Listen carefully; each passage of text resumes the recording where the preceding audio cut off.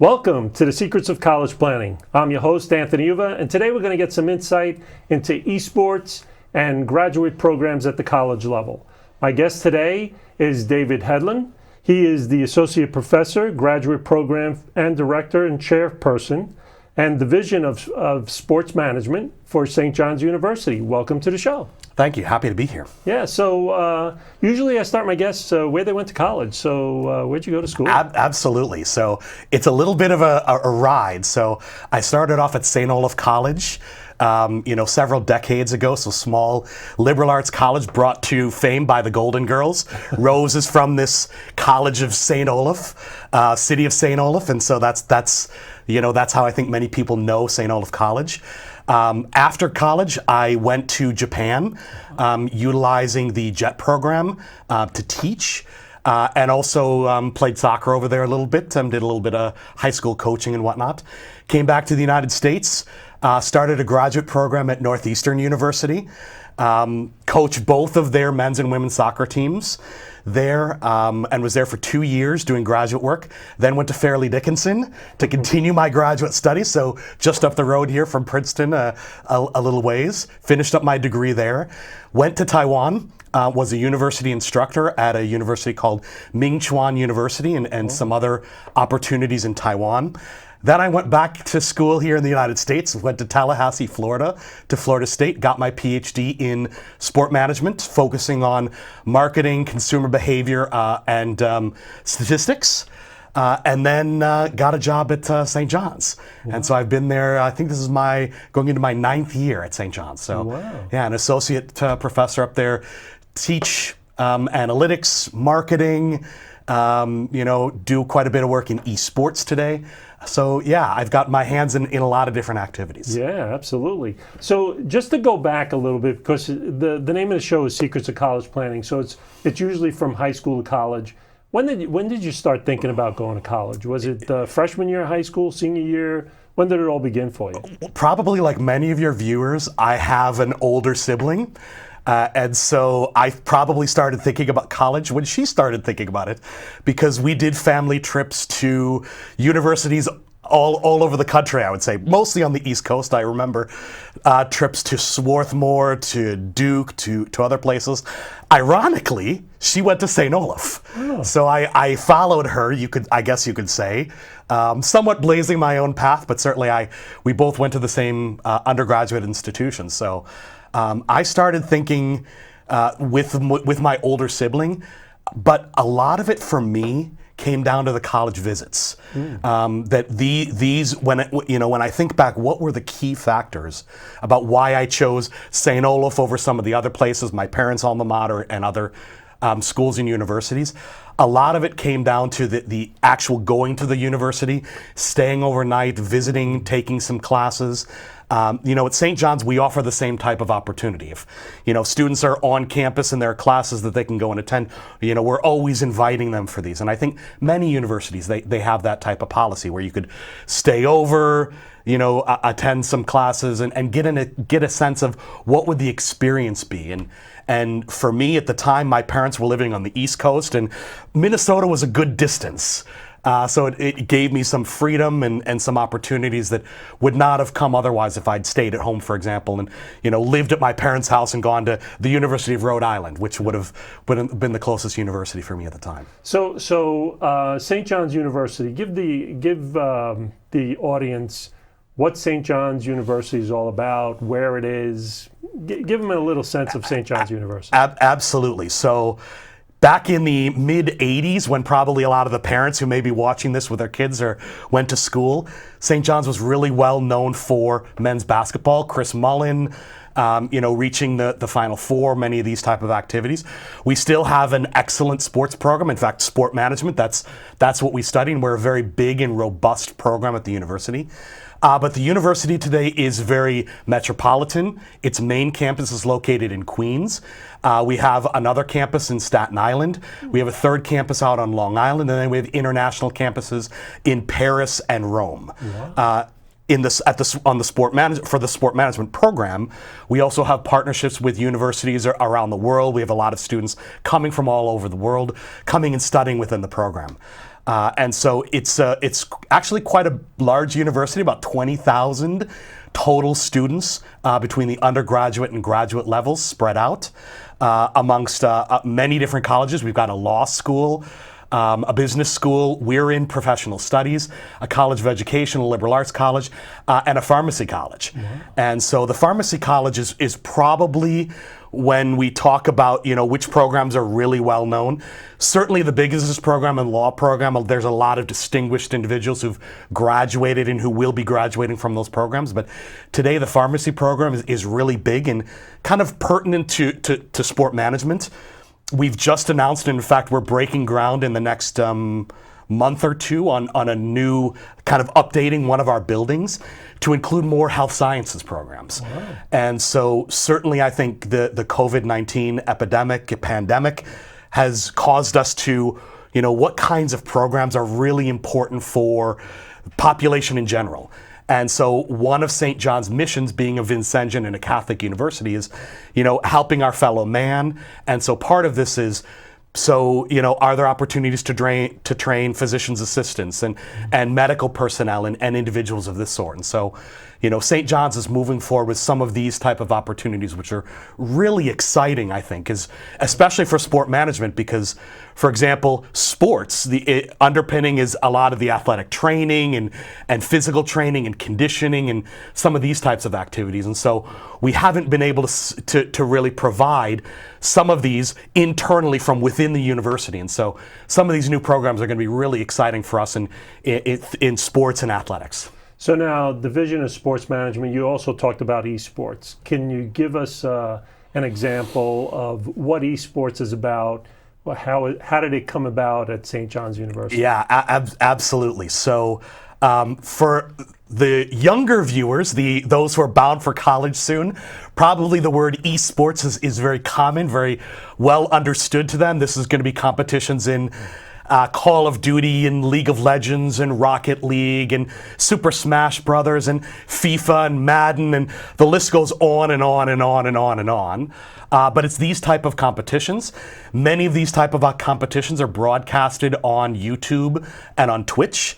These are two very popular places where these events are live streamed to audiences around the world. And those certainly are by no means the only two places in which you can find live esports. In fact, there are television stations, just like the one we're in right now, that are broadcasting esports events from locations all over the world. This also, because of COVID-19, esports was really well positioned to kind of sustain itself by moving to a fully online model throughout the last year and a half or so. And so today, sport management programs are increasingly looking at sports and esports.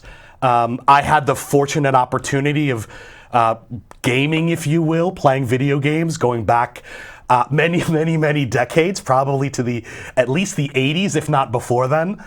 And so it's now something where esports is competitive video gaming. In the beginning, many of the first competitions, they'd line up 20 computers or consoles next to each other, and who can play the longest, who can get the highest score, things of this sort. That was the advent of esports. Mm-hmm.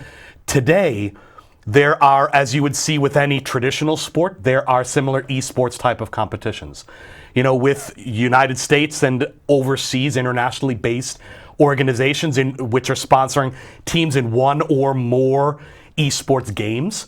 And so, here in the United States, teams probably 100 Thieves is one of the most well-known groups. FaZe Clan is another one. And so these are organizations that are sponsoring and organizing teams in many different esports and then competing in different types of competitions. And so, for example, here in the New York City area, we have an organization called Andbox. Originally, this was owned by the former Mets owners. It's kind of funded through a venture capital firm now. So the two of the professional esports teams, one in the game of Overwatch, New York Excelsior, and one in the game Call of Duty, in the Call of Duty League. That's the New York Subliners. These are two professional teams that compete in this geographical area. Now, certainly in the last year and a half, we haven't seen a whole lot. But for example, there were events that were planned at the Hammerstein Ballroom and locations. And in fact, if I give a shout out to another university that we have a really good relationship with, Rutgers. They've invested a lot of resources into esports. And so, St. John's, Rutgers, Seton Hall, a lot of our peer institutions here in the area, we've all kind of gotten on this esports bandwagon. Esports at St. John's, it started 2018. So the Big East announced, we are a Big East member, that they were going to do some testing of esports opportunities. And I follow Big East Sports on Twitter, and I saw it. And so immediately I saw it, and I started contacting my colleagues. And many people were kind of like, I don't know anything about this. And so, to some extent it was, okay, well, no one's doing a whole lot. There was a student organization that did a little bit, but there wasn't much going on. And so, I had already been approved to become a tenured professor. And as any professors know, once you get tenure, it opens up some opportunities for you to do things that maybe normally one might not do. And so, I've spent the last 3.5 years, working with St. John's on many different esports projects. And so, we're really fortunate, I think, at St. John's. We've got 3 different opportunities right now for students at St. John's. So number one, obviously, is through the Big East. The Big East has partnered with a group called the Electronic Gaming Federation, EGF. There's quite a few universities on the East Coast who work with EGF. EGF, their job is to kind of create competitions.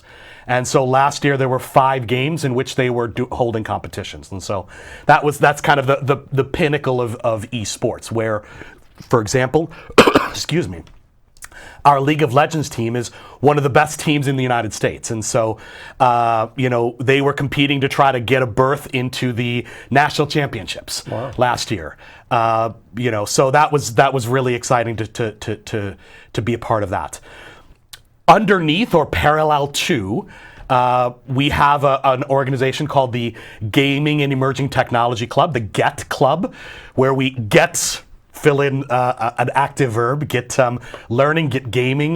There's all sorts of cute things that we've come up with that we pair with this. And so we work with an organization called the East Coast Athletic Conference, the ECAC. So the ECAC is actually quite big. This year, I believe they're thinking 150 universities, give or take, will be participating. They've got 10 or 11, maybe even up to 12 esports in which students can compete. And so this is kind of more of, it's competitive, but a little bit more relaxed, kind of between colleges, but more for fun. Yeah. And so we've been facilitating these opportunities. For example, in the spring, one of our sport management undergraduate majors was the FIFA champion. And so that was really exciting as he competed, and he actually knocked off the prior champion. And so, that was really exciting to be a part of some of this. And then even beyond that, we've got kind of like recreational, intramural esports activities. There is a group that's, the name of the group is Meta. It was formerly known as the Otaku Brigade. Anyone who's into Japanese anime knows what otaku is. And so this organization, they do gaming and other kinds of culture and animation and some of these types of things. And so we work with them to hold in-house kind of competitions. So, on a Friday night, let's get a bunch of people together who want to compete in some for fun kinds of activities. We've got several different spaces that we use on campus that are kind of gaming centered with top of the line equipment, and so holding competitions and things like this. And so, from there, we've got all sorts of outlets. Our Overwatch team, competes in several different opportunities and competitions held and fostered by some of the professional teams. And so, yeah, there's so many different opportunities, even to the point now where, I think a lot of parents, they might see coding camps for kids that are going on in the summer. And so now, can we hold esports camps and things like that? I have an elementary school aged son, and so he plays Minecraft, and so we play Minecraft together. And so if we're doing things that are community based, I'll be with him there to keep an eye on him and make sure he's safe and some of these kind of things. because the internet can be a little bit of a crazy place from time to time. But yeah, if it's just offline, he's got his own world. He's built roller coasters through his Minecraft world, and built the tallest towers and the lowest pits and all sorts of things. And so a lot of these activities are really great for students, which I think a question that many parents ask me, when I'm on panels or wherever, I may have a chance to interact with them, is talk to us a little bit about, like, what are the outcomes? Like, okay, I worry that maybe if my kids are playing some of these games, maybe they might be more prone to violence, but I'm hearing, Elon Musk is talking about, he's looking to hire gamers at Tesla. And so, there's all of these mixed messages out there. Can you, give us a sense? What's your perspective? And so, for the last 3.5 years, a lot of it research funded by St. John's University and other universities, New York Institute of Technology, some other partners, a DNA company, Athletic Genetics, that does blood and saliva testing in order to work with athletes and figure out nutrition, some of these kinds of opportunities. And so some really exciting things that we're kind of starting to learn. Using what many of us are trained at as academics to do, empirically sound research. And so, one of the first messages I'm often explaining to parents is, a lot of the information you might hear about, playing video games, that's a recipe for disaster, that your kids are going to be more violent and some of these kind of things. There really is no empirical proof of that. Although certainly, when kids are playing, we see that they get excited, and they're getting energized, and some of these kind of things. Do they want to go out and hurt other people? No. Do we sometimes see them for fun? Yeah. I play Mortal Kombat. I want to try to, do some. Yeah, there certainly is some of this impact, but it's not turning them into, someone who's going to go out and do, some very bad behaviors. So tell me, students that want to get involved in esports, how do you find them? Do they come to the university first and then you find them, or do you look in the high schools? Yeah. So in fact, you can go on Twitch and on YouTube today, and you can find students, as children, 5, 6, 7 years old, who are probably in the background, their parents are watching over them, who are live streaming their events. There are some of them who are excellent. In fact, several years ago, the 2019 Fortnite World Championship won by a 16-year-old from Pennsylvania. And so there's a lot of young people who, I'm sure as they're thinking about college choices, they're already gaming. Whether they're doing it officially with their schools, whether they're just finding, local LAN centers or places where they can do augmented and virtual reality, or, if they've got technology at their home that they can use to game, they're already gaming. Elementary school students, they're already gaming. In fact, today, games like Roblox, they're, listed on stock exchanges and things like that, so you can invest in these companies. And there are many students, they're learning how to code, because in Roblox and in Minecraft, there are opportunities to actually learn how to do programming. And so when Elon Musk is talking about, I want to find gamers to hire at Tesla, a lot of it is students and individuals. They have the opportunity to learn some of these programming, some of these computer skills through some of these games. And so, whether it's hand-eye coordination, whether it's understanding how do you build some of these games. For example, the game Fortnite is built on the platform called Unreal Engine. And so the Unreal Engine, there are courses that you can take which teach you how do you program, how do you do 3D programming for games, how do you build games. In fact, my son and I, he's got an iPad from his elementary school, and they have coding games there. And so he comes to me and says, obviously he and I game together. So he comes and, Dad, I can't figure out how do you code this? How do you come up with the code and programs? And so, he and I sit down and we talk through it. And so, okay, so we need to create a sequence here of repetitive events that are going to occur that we want to fill space by space by space, or we want to do this diagonally. So it's going to be 1 over, 1 down, 1 over, 1 down. And so how do we program this? 1 over, 1 down, fill. 1 over, 1 down, fill. If we're trying to make a diagonal line. And so we'll talk about how we do some of these programming types of activities. And so this is the basis of many of the new technologies that are being developed, whether it's video games, whether it's virtual reality, augmented reality, whether it's artificial intelligence, whether it's machine learning. Many of these types of skills that parents, that students are hearing about, hey, this is the future economy, this is the future of employment. This is the basis of where a lot of students are starting to learn. So at the college level, is there any other monies available for esports? Are they doing anything like that, or? Yeah, so if we had done this interview on June 30th, my answer would be different than it is today, so a month later. So obviously on January 1st, there were some major changes that came to college sports via the NCAA. So specifically in the areas of name, image, and likeness, also known as NIL. And so essentially, what the changes that were made, and of course these changes are still evolving, a few weeks from now it could be slightly different.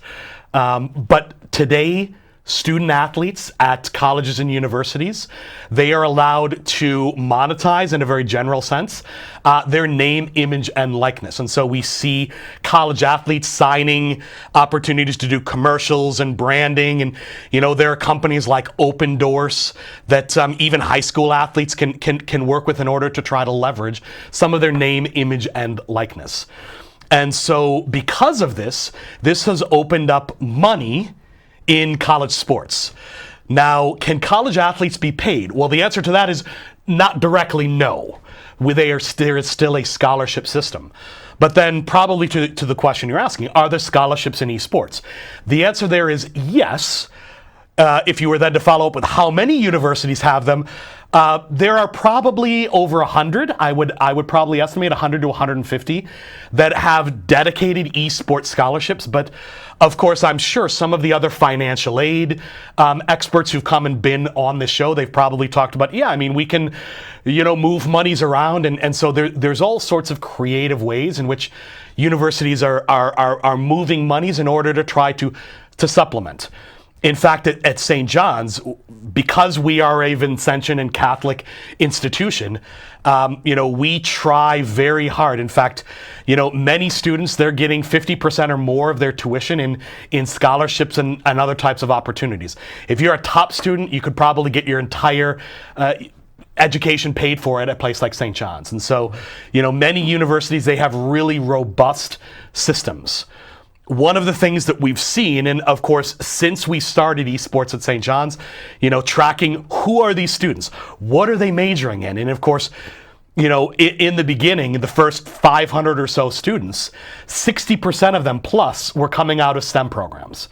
And so we can see that the science, the technology, engineering, math, pharmacy, accounting, many of these types of programs, that these are hotbeds for students who have this interest in esports and technology. And so to a lot of it makes sense. The T in STEM is technology. So, it makes a lot of logical sense. But certainly even in sport management, this was the second most popular major. And so, for example, for me as an athlete going back into my athletic career and my coaching career, many of us, we've been playing video games, whether it's to pass the time, whether it's, we're going on trips, road trips, overseas trips, whatever. And so we're supposed to stay in the hotels. What are we going to do? Yeah. We're gaming. And of course, today, we have the opportunity to game on our phones, game on our iPads, bring really powerful computers, gaming computers with us, and we can game and stream while we're on trips and things like this. So lots of great opportunities. Well, we're coming to the end of our show, and usually ask my guests, what advice do you want to give to the parents and the students that want to come to St. John's University, might want to play esports? What advice do you want to give them? Yeah, so just first, kind of a general piece of advice.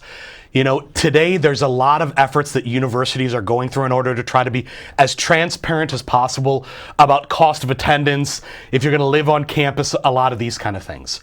One of the things I always, when parents are talking to me at St. John's at recruiting events and things like that, is, talk to all the financial aid people. Try to make sure that you have the best possible financial comparison so you can make the proper choices for your family. Certainly, we hear a lot. To get my PhD, I took out student loans, and I still have. Even today, as I sit here, I have one master's degree loan that's left. That I've got my last few $1,000s, but it's pegged to prime, so it's cheaper than my mortgage. So there's no reason for me to pay it off unless the interest rate goes up. But getting the best possible information and the most complete and thorough kind of accounting of what's a university going to cost. After that, it's kind of an examination into the programs. So at St. John's, for example, our undergraduate program is more than 300 students. Our graduate program is 70 to 80 students. And so, we are a rather big program compared to the other sport management programs that are around. And so, looking at the programs, looking at the faculty members who are teaching. For example, we purposely employ a lot of adjunct faculty because we're in New York City. So we can have individuals and projects and opportunities with the WNBA, with the New York Yankees, with the Mets, with the Jets and the Giants and the Red Bull and New York City Football Club and with the Lizards in Major League Lacrosse and with international, the Long Island Ducks. And the Brooklyn Cyclones. And so we can have lots of relationships and even have individuals coming from these organizations and coming and teaching classes or talking to students. And so there's lots of these type of opportunities that a place like St. John's provides. So those are probably the two areas I would say, making sure that you're getting a good accounting and then also really looking into some of the programs. Who's teaching? Where are they getting jobs? Who do they have the opportunity? I don't have the opportunity to force Janie and Johnny, the students in my classes, to do anything. Right. I can certainly try to motivate them by grades. They're not doing what they're supposed to. They may get lower grades, and so try to motivate them, some of these things. But so much of it is the responsibility of the students. Take advantage of the opportunities. The doors are opened by the universities. The students, though, they've got to walk through them. Well, thank you very much for coming on the show. I really appreciate it. Thanks, Anthony. Pleasure to be here. So you've been watching The Secrets of College Planning. I'm your host, Anthony Uva. Until next time.